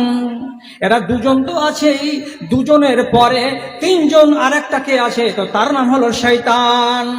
শয়তান আছে। গল্প করতে করতেই ফুসকি দিতে দিতে দিতে দিতে আর একবার বলবে, ওকে জিজ্ঞেস কর না ওর বিয়ে হয়েছে কিনা। বিয়ে হয়নি। তারপরে আরেকটা কথা বল না ওকে, তুমি কি করো? তারপরে আরেকটা কথা বল না। একটা দুটা কথা বলতে বলতে বলতে বলতে তোমার পেটের কথা নিয়ে নিবে, তোমার মনের কথা নিয়ে নিবে। আর একটা কথা বলতে বলতে শেষের বেলা তখন তোমার মনের ভেতরে ওর নামে একটু মহব্বত পয়দা হবে, এর মনের ভেতরে ওর একটু মহব্বত পয়দা হবে। এই করতে করতে করতে করতে শেষের বেলায় সম্পর্ক নাজায়েজ হয়ে যাবে। আর সম্পর্ক যদি নাজায়েজ হয়ে যায়, তখন তোমার ঈমানটা নষ্ট হবে। কেন? কেন? পৃথিবীর কোন নারী তার নিজের স্বামী ছাড়া কাউরে সামনে নিজের ইজ্জত খুলতে পারে না। তার ইজ্জত কাউর জন্য হালাল নয়। পৃথিবীর যত বড় লাটের বেটা হোক, যত বড় চ্যাট হোক না কেন, তার স্বামী যদি ফাটা কোম্পানির কাপড় পরে থাকে, তারই জন্য সে হালাল। আর তাছাড়া পৃথিবীর কাউর জন্য সে হালাল নয়। তুমি আজনবী বেটা ছেলের সঙ্গে বসে তার গায়ে হাত লাগাতে পারবে না, তাকে ছুঁয়ে দেখতে পারবে না, এটা হারাম। কেন? পথ সুগম করবে ব্যভিচারের। যদি এটা মানতে তুমি পারো, তাহলে তোমাকে আমি মুহাব্বতের সাথে বলছি, ও দিদিমণি, তুমি কাউকে হলদি মাখালছ এ মাসে? হ্যাঁ, বেটিগালা পতিনগুলো, কাউকে হলদি মাখিয়েছ? হ্যাঁ, মাখিয়েছি। প্রত্যেক মাসে আমরা 1-2টা করে মাখাই। থোবড়া খাইয়েছ? থুবড়া খাওয়া নিয়মটা শেরশাবাদীর ভিতরে বেড়ে গেল। কেমন? সর্দারের বেটার বিয়ে হবে তো বাড়ি বাড়ি বাড়ি বাড়ি বাড়ি বাড়ি ওকে খাওয়াবে, একবার একদিন আর বাড়ি একদিন হুকুম শেঠের বেটা চ্যাঁক যখন বাড়ি বাড়ি খাওয়াবা তুমি। কোন বলেছিল আলেম দেশের যে হ্যাঁ এরকম করে ওই ছেলেটার বিয়ে হবে তা তোকে থুবড়া খাওয়াতে হবে? থুবড়া না ঝাঁটা কপালে? কিসের থুবড়া? কাকে বলে থুবড়াকে? কোন হাদিসের পাতায় লেখা যে ওটা থুবড়া দিতে হবে? যদি খুব জি লালালছে না, চারটা মিষ্টি গেলা কিনে আমার বাড়িতে তোর বেটাকে দিয়ে পাঠাচ্ছে, দিয়ে আইগা তো হয়ে গেল, ঝামেলা শেষ। আর এই থুবড়া তোমরা যেমন করে খাওয়াচ্ছ, বেটাটাকে ডাকো, এখানে বসাও, ছোড়াটাকে বসিয়ে এই দক্ষিণ মাথার বেটি ছেলে উত্তর মাথার বেটা ছেলেকে থুবড়া খাওয়াবে। রসগোল্লা এমনি করে তিলক হা করাইছে আর হা করে আর মুখে ঢেলে দিছে, দিয়ে তারপরে থুবড়া খাইয়ে আসলাম। এ পাপি, এই পাপি, তোর নিজের স্বামীর মুখে একদিন লোকমা তুলে দিয়েছিস বল? আমি তোদের ভাই বলছি, বদরুদ্দোজা তুই বল আমাকে, তোর নিজের স্বামীর মুখে কয়দিন খানা তুলে দিয়েছিলি? আল্লাহর কসম, তোর স্বামী যে তোকে মোর দিয়ে হালাল করেছে তার মুখে একটা লোকমা তুলে দিতে পারলি না জীবনে, আর পরের বেটা তোর কে হলো তার মুখে তুই থুবড়া তুলে দিতে যাচ্ছিস? তোকে লাজ লাগে না? তোকে হায়া শরম লাগে না? তোকে লজ্জা লাগে না? কেন যাবি তুই তার মুখে থুবড়া খাওয়াতে? থুবড়া নাই হাদিসের ভেতরে, ভালো করে বুঝো। গায়ে গা লাগাতে পাবে না। কে হলো সর্দারের বেটা তোমার? রাত্রি 10টা-11টার সময় তুমি হলদি হাতে করছো আর ঘুষছো আর মানছো আর ঘুষছো আর মানছো, আর পিঠের হলদরে বাছা গোটায় আরো গোটা, মুখের হলদরে বাছা সাবুদানার গোটা, কি ফেদার মাথা, কি ফেদার মাথা তুমি গাইছো, আর একটা বেটা ছেলের শরীরকে নাড়ছো। আল্লাহর কসম তুমি জাহান্নামী। কেন? তুমি কি করেছো? কিনে নিয়েছো জাহান্নামকে। পরের বেটার গায়ে হাত লাগাতে গেলে কেন? এটা যে নিষেধ আছে। মাথায় কাঁটা গুঁজে লাও, এটা চলবে, কিন্তু পরের ছেলেকে, কোন বেটা ছেলেকে ছোঁয়া তোমার জায়েজ নয়। এ কাজ হরগিজ করতে যাবে না তুমি। শেষ কথা বলছি, রাসূলুল্লাহ বলেছেন, এ কথাটা বলেই তোমাদেরকে আমি বলছি, না হলে আমি বলতাম না। এই যে তোমরা বরযাত্রী যাচ্ছ, যারা যুবতী তারা বরযাত্রী যাবে, আর যারা বুড়ি তারা বরযাত্রী যাবে না। কেন যাবে না? বুড়িকে বরযাত্রী যেতে নিবে না, যে বুবুকে তুই থামতে পারবি না, এত ঝুট ঝামেলা, এত ভিড়, এত হুড়াহুড়ি, ঠেলে ঠেলে ভান্ডারিতে যেতে হবে, খানা খেতে হবে, তুই বুড়ো মানুষ সুচট খেয়ে পড়ে যাবি, কি হবে আর না হবে। এ বলে বুড়িরাকে বরযাত্রী নিয়ে যাবে না। তুমি যে কম বয়সী মেয়ে, যুবতী মেয়ে বলে যে বরযাত্রী যাচ্ছ, তো ঠিক আছে, তোমার জন্য কি আলাদা করে গাড়ি করে? হ্যাঁ না বলো। তোমার সাথে কি কোনো বেটা ছেলে বসে? হ্যাঁ না বলো। ভান্ডারিতে যে খেতে বসো, তো হুড়াহুড়ি করে ভান্ডারিতে বসলে, এই চেয়ারে বসলে তুমি, আর তোমার আগার দিকের চেয়ারে বসলে এতখানি উঁচাটা কালো পাঁঠা বেটা ছেলে, লোকমা যখন তুমি এমনি করে মুখে ভরবে, তোমার মুখ দেখতে পাবে না? পাবে না? বলো হ্যাঁ না না পাবে। তুমি যে একটা আজনবী বেটা ছেলের সামনে লোকমা তুলছো আর রসগোল্লা মুখে ভরছো, আর ও তোমার দিকে দেখছে আর তুমি ওর দিকে দেখছো, তোমার এই দেখাটা কতখানি জায়েজ আছে? বরযাত্রী যে গেলে, আল্লাহর কসম, ফাতেমা, রসুলের বেটি ফাতেমার বিয়ে হয়েছিল 3টা লোকের সামনে, আবু বকর আর উমর আর হযরতে সাদ, এরা 3জন মসজিদে ছিল, আর রাসূলুল্লাহ বিয়ে পড়ালেন জামাই আলীর সঙ্গে, আর লোক ছিল না। বেটি ছেলে বরযাত্রী আসেনি। আরে কপাল পুড়ি আমার কম, তোরা বরযাত্রী কেন যাচ্ছিস? তোরা কুলাঙ্গার, তোরা বেহায়া, তোরা নির্লজ্জ, তোরা জাহান্নামের লোকড়ি হবি যদি মৌলবি মাওলানাদের কথা, যদি হাদিসের কথা না শুনবি। তোর 1 ঘন্টার আরাম করতে গিয়ে জিন্দগিকে কালি করবি বরযাত্রী গিয়ে। তওবা কর, আজকেই তওবা কর। আমি ওয়াজ করব না আর শেষ কথা বলে দিচ্ছি, দিয়ে ছেড়ে দিচ্ছি। আমি বিবাহ করতে গেলে বেটি ছেলে তোমার হাতে আছে 50 নম্বর, আর তোমার বাপের হাতে আছে 50 নম্বর। কথাটা শুনে শেষ করো। তোমার হাতে আছে 50 নম্বর, তোমার বাপের হাতে আছে 50 নম্বর। 50-50 একঠে যখন করবা তখন 100 নম্বর হবে। তার মানে কি, বাপুজি আমি বলতে যে ছেলেটাকে তুমি দেখেছো ওকে বিয়ে করতে রাজি আছি, আর তোমার বাপ বলবে যে হ্যাঁ ওই ছেলেটাকে আমি জামাই করতে রাজি আছি, তাহলে 50-50 মিলে গেল, বিয়েটা হয়ে যাবে। আর যদি তুমি বলো বাপুজি বালিয়াতে একটা ছোঁড়াকে আমি পছন্দ করি, ওকে আমি বিয়ে করব, তোমার নম্বর 50, তোমার বাপ বলছে আমি বিয়ে দিব না, তোমার বাপ 50 নম্বর তোমাকে দেয় না। যদি বাপ 50 নম্বর তোমাকে না দেয়, তোমার বিয়ে হবে না। তুমি যদি তোমার বাপকে 50 নম্বর না দাও, তাহলে তোমার বাপও বিয়ে দিতে পারবে না। কাজে বেটিকে আর বাপকে একমত হতে হবে, হয়ে বিয়ে করতে হবে। তাছাড়া বাপ একাই বিয়ে দিতে পারবে না, বেটি একাই বিয়ে দিতে পারবে না। কোনো বেটি যদি বাপকে না বলে বিয়ে করো, কোনো মেয়ে ছেলে যদি নিজের বাপকে রাজি না করে নিজের মনে মনে বিয়ে করো, আল্লাহর কসম ভাদু মাদ্রাসার আঙ্গনাতে বলছি, আল্লাহর কসম তুমি জাহান্নাম কিনে নিয়েছো, তুমি জাহান্নামী, তুমি আগুনে পড়বে। কেন পড়বে? তোমার বিয়ে জায়েজ নয়, বাপকে না বলে বিয়ে করেছো। বিয়ে করার 6 মাস পরে যদি বাপ রাজি হয়ে যায় তবু ওই বিয়ে হালাল নয়। তুমি যতদিন ওই বেটা ছেলের কাছে রাত কাটাবে, তুমি রান্ডেবাজি করবে, তুমি বেশ্যা হয়ে যাবে, তোমার পেটের বাচ্চা যতটি পয়দা হবে সবটি হবে হারামি বাচ্চা, জারজ বাচ্চা। অতএব বিয়ে করার আগে বাপকে খোলাখুলি বলো, খোলাখুলি বলো আমি বলদিয়ার ছেলেটাকে বিয়ে করব না, আমি অমুক জায়গায় বিয়ে করব। বাপকে বলো তুমি রাজি হও, আমার ওখানে মন আছে। বাপ রাজি হবে, বেটি রাজি হবে, রাজি রেজা করে বিয়ে করো, তাহলে তুমি হবে নেককার। আর তাছাড়া তুমি নিজের মনে মনে বিয়ে করে নিজেকে জাহান্নামী বানাতে যেও না। নিষেধ করছিলাম তোমাদেরকে 9 খানা নিষেধ, আজকে আলোচনা করতে পারলাম। নিয়ত করা ছিল 30 খানা নিষেধ তোমাদেরকে বলবো, 30 খানা। তো খালি গুনিয়া দিলে তো আর হবে না, ওকে বুঝাতে হচ্ছে। যার কারণে এখন পর্যন্ত 9 খানা নিষেধ তোমাকে বলতে পারলাম, এর বেশি আর নিষেধগুলোকে আমি বলতে পারলাম না। তাহলে এখনকার মতো একাই বিদেশে কোনো জায়গায় সফর করবে না। হজ করতে যেতে গেলেও তুমি তোমার নিজের মাহরাম বাপ কিংবা ভাই কিংবা চাচা কিংবা দাদা কিংবা নানা এইরকম লোককে বাদ দিয়ে অন্য কোনো লোকের সঙ্গে হজ করতে যেতে পাবে না। আজনবী বেটা ছেলের গায়ে হাত লাগাতে পাবে না। আজনবী বেটা ছেলের সঙ্গে এক জায়গাতে নির্জনে বসে গল্প করা চলবে না। নারী এবং নর জীবনে আজনবী হতে গেলে কেউ কারোর সাথে কথা বলবে না, আর কোনো সম্পর্ক কায়েম করবে না। চুলগুলোকে নুচবে না, ভ্রুগুলোকে নুচবে না, আতর মাখবে না। এগুলো হলো সমস্ত তোমাদের বিধি নিষেধ। তোমরা এই নিষেধগুলোকে মেনে চলবে। নিচ্ছে শুরু করে দিচ্ছি আমি। তাহলে এখন পর্যন্ত যে 9 খানা বললাম, এই 9 খানাকে কানে রাখো। আগামী বছর যদি বাঁচি, আল্লাহ বাঁচাই, তাহলে হয়তো বাকিগুলো আলোচনা হবে। এখন আমি যে কথাটা বলতে যাচ্ছি এটা হলো তোমাদের নারীর সম্পর্কের মাদ্রাসা। এর আগে যারা মরে গেছে, যে সমস্ত নারীরা যাদের হাতে আমরা ভাত পানি খেয়ে মানুষ হয়েছে মাদ্রাসায়, তারা কবরের সোয়াব পাচ্ছে। কেন?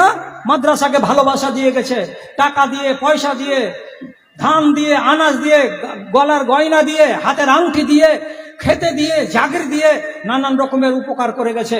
তারা আজ কবরে ফল পাচ্ছে। এখন আমার সামনে আপনারা মোটামুটি 5 থেকে 6 হাজার মা খালারা আছেন।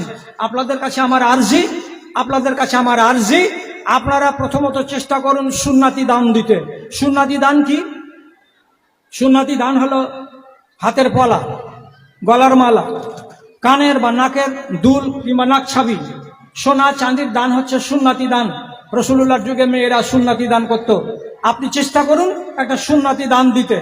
এবং গত বছর বলেছিলাম আমি যে ভুলকি মাদ্রাসায় আমি 165টা আংটি আদায় করলাম। মায়েরা দিল নিজের বাপ দাদা নানা নানি আহলে ওয়ালের নামে। আজকে আমি ডাকছি এইবার এমন কিছু মা খালারাকে যারা আপনারা নিজের হাতে আমাকে দান দিবেন, আমি আপনাদের হাত থেকে দানটা নিব। কে এরকম আছেন? উঠে আসেন। কিন্তু হতে হবে দানটা একটু বড়। কেমন বড় হতে হবে? কমসে কম আপনি নিয়ত করে এসেছেন যে 1000 টাকা দিব, কমসে কম নিয়ত করে এসেছেন যে আমি 500 টাকা দিব, অথবা নিয়ত করে এসেছেন যে আমি একটা গলার মালা দেব। এইরকম মা খালাদের আমি একটা কাছে চাইছি। কে এমন আছেন আল্লাহর বান্দি? আপনারা তাড়াতাড়ি করে একটু এগিয়ে আসুন, দেরি করবেন না। কেন যে আবার আপনাদের মাগরিবের পর আপনাদের অনুষ্ঠান আছে, মাগরিব পর আবার আপনাদের অনুষ্ঠান আছে, একটা বক্তৃতা দিবে। তো তখন আপনারা সব কটা মা বোন থাকতে পারবেন না। তো যারা ব্যাগে দিয়ে দিয়েছেন, আলহামদুলিল্লাহ দিয়েছেন, একটু ভালো করে যে নিয়াত করেছেন যে আমার হাতে দেবেন, তাকে আমি ডাকছি একটু দয়া করে আল্লাহর ওয়াস্তে এগিয়ে আসুন। কে আছেন এইরকম মানুষ? কে এটা হুদা? কে দিয়েছে? হ্যাঁ, ছোট মামি তোমার? ও আচ্ছা, আলহামদুলিল্লাহ। এই যে তোমার নানি, ফুরকুন খালা, জাহানুর, শারিফুন আর অন্যান্য, এরা সবাই 4-5টা বোন মিলে এই টাকাটি দিয়েছে। আলহামদুলিল্লাহ। আমার খালার বাড়ি থেকে এতটি চলে এলো, মাশাআল্লাহ, আলহামদুলিল্লাহ, জাযাকাল্লাহ। আল্লাহুম্মা ইয়াদহুম বিল ইলমি ওয়াল হিলমি ওয়া যায়্যিনহুম বিল ঈমানি ওয়াত তাকওয়া। মুক্তার হোসেনের স্ত্রী স্বামীর নামে 200 টাকা দান করেছে। আল্লাহুম্মা সাল্লি আলাইহি, আল্লাহুম্মা বারিক আলাইহি, আল্লাহুম্মা আইয়িদহুম বিল ইলমি ওয়াল হিলমি ওয়া যায়্যিনহুম বিল ঈমানি ওয়াত তাকওয়া। আগে আসুন, কে এমন মা আছে যিনি বলবেন যে আমি নিজে আমার টাকাটা মাওলানার হাতে দিয়ে দেব, যদি পারেন তো তাই করেন, আর যদি বলেন যে না হাতে হাতে ধরিয়ে দিব, তাহলে আমাদের লোক আছে কেন? মাশাআল্লাহ, যাও। ওয়ালাইকুম সালাম। এই তোমার বড় বহিনের কাছ থেকে আংটি নিয়ে এসো একটা। আলহামদুলিল্লাহ, একটা মেয়ে ছেলে 500 টাকা, এটাকে দুটো কোরআনের দাম 600 টাকা। আলহামদুলিল্লাহ, মাশাআল্লাহ, জাযাকাল্লাহ। ওরে বাবা রে, আমার এটা এক দিদিমণি একটা চাঁদের আংটি দান করে দিয়েছে। আল্লাহুম্মা সাল্লি আলাইহি, কে? মায়ের নামে এবং শাশুড়ির নামে 500 টাকা। আর একজন আমার দিদিমণি একখানা চাঁদির হার দিয়ে দান করেছে। আয় আল্লাহ, আমার দানকে তুমি কবুল করে নাও। যে আশায় দান করেছে মাওলা তার আশাকে পূরণ করে। হ্যাঁ হ্যাঁ, যার আগে ছোট কালে আমি একবার দেখেছি, তাকে কে আর আমি ভুলি না। কেউ নাম বেগম, ওর বেটা ওবাইদুর, এগুলা কে আর ভোলা যায়? মাশাআল্লাহ। এই যে ছোট ছেলেটাও 100 টাকা দান করেছে। খালারা, আপনারা যারা একটু বড় দান করবেন তাদেরকে বলছি আমার কাছে নিয়ে আসেন, আমার হাতে হাত দেন। আলহামদুলিল্লাহ। আচ্ছা, মাশাআল্লাহ, আলহামদুলিল্লাহ। আমার আর একটা বেটি এখানে যে 700 টাকা দান করেছে। আল্লাহুম্মা সাল্লি আলাইহি, আল্লাহুম্মা বারিক আলাইহি, আল্লাহুম্মা আইয়িদহু বিল ইলমি ওয়াল হিলমি ওয়া যায়িনহু বিল ঈমানি ওয়াত তাকওয়া ওয়া লা তুআররিজু বিল ফিতানি ইয়া রাব্বাল আলামিন। যারা 20 বছর বয়সের কম আছো তারাকে বলছি দাদু দাদির নামে একটা আংটি দিয়ে যাও। দাদু দাদির নামে, শাশুড়ি মারা গেছে, স্বামী, আল্লাহুম্মা গফির লাহু ওয়ারহামহু, আল্লাহুম্মা আইয়িদহু বিল ইলমি ওয়াল হিলমি ওয়া যায়িনহু বিল ঈমানি ওয়াত তাকওয়া, আল্লাহুম্মা আকসির মালাহু ওয়া লাদাহু ওয়া বারিক লাহু ফিমা আতাইতা, আমিন। আমার দিদিমণি এখানে অনেকটি টাকা দান করেছে মরা স্বামীর নামে, কাছাকাছি 5000 টাকা দান কবুল করো পাক সুবহান। মিটাই দাতা মোনারমান। এটাকে আচ্ছা আচ্ছা, আলহামদুলিল্লাহ। কাকে? মাওলানা রাখে। আলহামদুলিল্লাহ। আমার এক বুবু জান এখানে এসে একটা সুজনি দান করেছে। আল্লাহ রে, মাওলানাদের জন্য দান, মা বাপের জন্য এখানে 1600 টাকা দান করেছে। হ্যাঁ, আচ্ছা, আলহামদুলিল্লাহ, মাশাআল্লাহ। আল্লাহুম্মা গফির লাহুম ওয়ারহামহুম ওয়াফিহিম ওয়াকবান ওয়াকরিম নুজুলাহুম রব্বানা তাকাব্বাল মিন্না ইন্নাকা আনতাস সামিউল আলিম। বাপ মা দাদু দাদি অন্যান্যদের নামে এখানে কোরআন মাজিদ দান কবুল করো পাক সুবহান। মিটাই দাও মোনারমান, আমিন।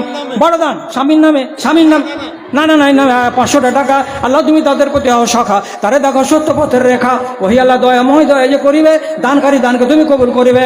তাদের কেউ যদি থাকে কবরেতে, তারা নিবে তুমি নিজের রহমতে, আমিন আমিন রহমতকে আর আমার রাহিমিন। যারা যারা ওযু করে আছেন, ওযুটাকে ধরে রাখিয়েন চেষ্টা করে, ওযুটা নষ্ট হতে দিয়েন না। কেন যে মাগরিবের নামাজ হবে এখানে, আর তারপরে পরে আবার অন্য বক্তা চলে আসবে। আর যারা যারা ওযু নেই তারা তলে তলে তালে তালে এদিকে ওযুখানা দিকে ওযুটা করে নেবে। কোরআনের জন্য আমার একটা দিদি উনি 500 টাকা দান করেছে। আল্লাহুম্মা সাল্লি আলাইহি, আল্লাহুম্মা বারিক আলাইহি, আল্লাহুম্মা আইয়িদহা বিল ইলমি ওয়াল হিলমি ওয়া যায়িনহা বিল ঈমানি ওয়াত তাকওয়া ওয়া লা তুআররিজহা বিল ফিতানি ইয়া রাব্বাল আলামিন, আমিন আমিন। আরেকজন 100 টাকা কবুল করে আল্লাহ রাব্বুল আলামিন। যে আশা দিছে আশাকে পূরণ কর। মার নামে দিল 500 টাকা দান কবুল করো পাক সুবহান। আল্লাহুম্মা গফির লাহা ওয়ারহামহা, আমিন আমিন। আমাদের আদায়কারী এখানে অনেক কটা মা বোনের কাছ থেকে মোটামুটি 700-800 টাকা নিয়ে এসেছে। আল্লাহুম্মা সাল্লি আলাইহি, আল্লাহুম্মা বারিক আলাইহি। এখানে আমার এক দিদিমণি আসিয়া একটা চাঁদির আংটি করে গেল, দান কবুল করো পাক সুবহান। ওই আল্লাহ দয়াময় মেহের করিবে, দানকারী দানকে কবুল করিবে। এখন পর্যন্ত মাত্র 5টা আংটি হলো, 4টা আংটি হলো। আংটি আনো খালা। হ্যাঁ, আলহামদুলিল্লাহ। এবার চলে এসেছে আরো একটা আংটি, আর একটা চাঁদের হার দান কবুল করো পাক সুবহান। মায়ের খায় না এখন, দিয়া মায়ের খায় না পরে। আলহামদুলিল্লাহ, মাশাআল্লাহ। আর একজন 150 টাকা দান। আর জোড়াটা কই? একটাই ছিল, মাশাআল্লাহ। না দিতে হবে না। আমার বোন এখানে এসে একটা চাঁদের পলা দান করেছে। আল্লাহুম্মা সাল্লি আলাইহি, আল্লাহুম্মা বারিক আলাইহি, রব্বানা তাকাব্বাল মিন্না ইন্নাকা আনতাস সামিউল আলিম। আর একজন আমার দিদিমণি একটা চাঁদের আংটি দান কবুল করো পাক সুবহান। মনিরমান। আর একজন দিল 150 টাকা। আল্লাহ তুমি তার প্রতি সখা, তারে দেখো সত্য পথের রেখা। ওই আল্লাহ দয়াময়, দয়া যে করিবে, দানকারী দানকে কবুল করিবে, আমিন আমিন। বাপ মার নামে আমার বোন 200 টাকা দিয়েছে। আল্লাহুম্মা গফির লাহু ওয়ারহামহু, আল্লাহুম্মা আইয়িদহু বিল ইলমি ওয়াল হিলমি ওয়া যায়িনহু বিল ঈমানি ওয়াত তাকওয়া। আলহামদুলিল্লাহ, মাশাআল্লাহ, জাযাকাল্লাহ রব্বে কারীম। আর একজন দিদি উনি এখানে আসিয়া 200 টাকা দান দিল তোমারও লাগিয়া। ওই আল্লাহ দয়াময় পাক সুবহান, মিটায় তাদের মুনার মান, আমিন আমিন বিরহমাতিকা ইয়া আরহামার রাহিমিন। রূপে ভরা দুনিয়াটা দেখতে কত ভালো, রূপে ভরা দুনিয়াটা। আর একজন দিয়েছে 200 টাকা দান। এ দান মঞ্জুর করো পাক সুবহান, আমিন আমিন। চাঁদের আংটি, উত্তর দিক থেকে চাঁদের আংটি একটাও এলো না। আগে তোর দেল কত দড় হবে? হ্যাঁ, বাপ ঘাটা দেখাইছে কবরে শুয়ে শুয়ে, মা ঘাটা দেখাইছে কবরে শুয়ে শুয়ে, আর বেটি জালসা শুনতে গেছে আজ কিছু দিবে আমার নামে। ওরা জানতে পারে মা দিলে কি, বেটি দিলে কি, বেটা দিলে কি, বাপ দিলে, কবরের লোক জানতে পারে যে হ্যাঁ আমার নামে অমুক এই টাকাটা দিল, এই জিনিসটা দান করলো। আমার কাছে তার ছেলেপিলের জন্য আলহামদুলিল্লাহ মাশাআল্লাহ আমার বুবুজান এখানে 500 কোটি টাকা দান করেছে। আল্লাহ তুমি তাদের দানকে কবুল করে নাও। যে আশা দিয়েছে মাওলা তাদের আশাকে পূরণ করো। রব্বানা তাকাব্বাল মিন্না ইন্নাকা আনতাস সামিউল আলিম। আমিন আমিন বিরহমাতিকা ইয়া আরহামার রাহিমিন। মাঠ আর ঘাট বলে নেই কোনো ভেদাভেদ, অপরাধ চারিদিকে করে থই থই। প্রদীপটি হাতে নিয়ে খুঁজি আমি দাঁড়ে দাঁড়ে, হায় রে কোরআনের দুনিয়াটা কই, ইমানের দুনিয়াটা কই। 6 নম্বর অঙ্ক একটা হলো আলহামদুলিল্লাহ। আরেকজন মেয়ে ছেলে 600 টাকা দান করেছে। আল্লাহুম্মা সাল্লি আলাইহা আল্লাহুম্মা বারিক আলাইহা আল্লাহুম্মা আইদহা বিল ইলমি ওয়াল হিলমি ওয়া যায়্যিনহা বিল ঈমানি ওয়াত তাকওয়া ওয়া লা তুআররিজহা বিল ফিতানি ইয়া রাব্বাল আলামিন। আমিন আমিন বিরহমাতিকা ইয়া আরহামার রাহিমিন। তোমার আদেশে দিন চলে যায়। আলহামদুলিল্লাহ একজন 100 টাকা। উত্তর দিক থেকে যারা আমাদের ভলান্টিয়ার আছো তারা দেখো চেষ্টা করে কে আংটি দিছে, আংটিটা আনো। যে চাঁদের গয়না দিবে, পলা দিবে, হার দিবে, আর কিছু দিবে, তাড়াতাড়ি করে এখানে পৌঁছাও, তোমার ব্যাগে রাখিও না। কেন যে যারা চাঁদির আর সোনার আজ গয়না টয়নাগুলো দান দিবে তারা একেবারে খাঁটি সুন্নাতি দান। ওদের নামে আলাদাভাবে আল্লাহ তাআলার কাছে তাদের জন্য দোয়া করব। আসো, তাড়াতাড়ি করে আসো। 100টা আংটি আমাদেরকে জুটাতে হবে। আর কে দিবে? তো আমার মা খালারাই দিবে, এরাই জুটিয়ে দিবে। আলহামদুলিল্লাহ একটা ছোট্ট বাচ্চি তার মাকে সাথে করে এনে 600 700 800 টাকা দান করেছে। পরওয়ারদিগার তাদের দানকে তুমি কবুল করে নাও। যে আশা দিয়েছে মাওলা আশাকে পূরণ করো। রব্বানা তাকাব্বাল মিন্না ইন্নাকা আনতাস সামিউল আলিম। আমিন। আই দেখো আমার পতিন চলে এসছে দৌড়াতে রে, ওরা হাত ধুন রে একটা চাঁদির আংটি দান করে দিয়েছে। আল্লাহুম্মা সাল্লি আলাইহা আল্লাহুম্মা বারিক আলাইহা। পরওয়ারদিগার যে আশা দান করেছে তাদের আশাকে পূরণ করো, তাদের হালকে সুখে রাখো, শান্তিতে রাখো। রব্বানা তাকাব্বাল মিন্না ইন্নাকা আনতাস সামিউল আলিম। দেখো আদেশকে মানবা, ইমান ভালো থাকবে। নিষেধকে দূরে রাখবা, ইমান ভালো থাকবে। ইমান কি কত